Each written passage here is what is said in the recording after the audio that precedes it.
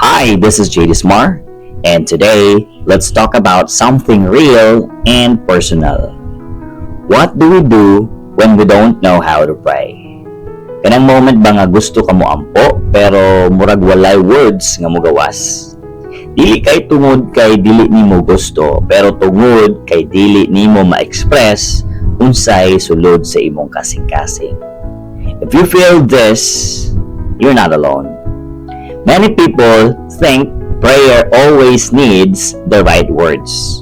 Pero sahay ang pinakasugod sa tinuod nga prayer kay dili words, pero awareness.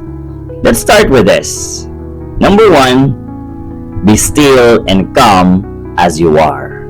Psalms 46 verse 10 says, "Be still and know that I am God."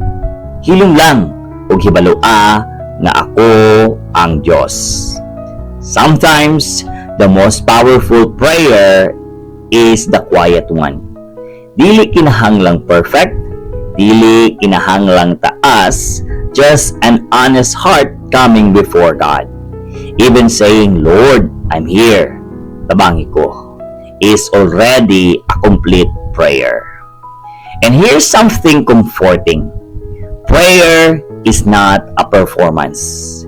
You don't pray by yourself because the Bible says something beautiful.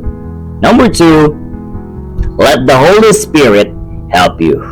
Romans 8:26 says, "The Spirit help us in our weakness, even when we don't know what to pray." Ang Espiritu motabang nato bisan dili nato masulti.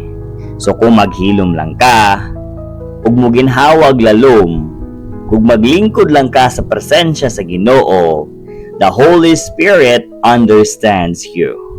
He speak for you, He prays with you, dili kabiyaan sa Ginoo bisan sa imong kahilom. And now, let's clear something up. Daghag mo huna-huna nga ang prayer kinahanglan deep, fancy, or long. But Jesus Himself showed us something different. Number 3, pray simple, real, and short. God is not moved by big words. He is moved by sincerity. So, if you don't know what to pray, say something like, "Lord, help me. Lord, strengthen me. Lord, comfort my heart. Lord, tabangi ko. Lord, lig-una ko. Lord, ubani ko." Honest prayers reach heaven faster than perfect prayers. So next time you feel lost in prayer, remember this. Be still, let the Holy Spirit help you, and pray simple and real.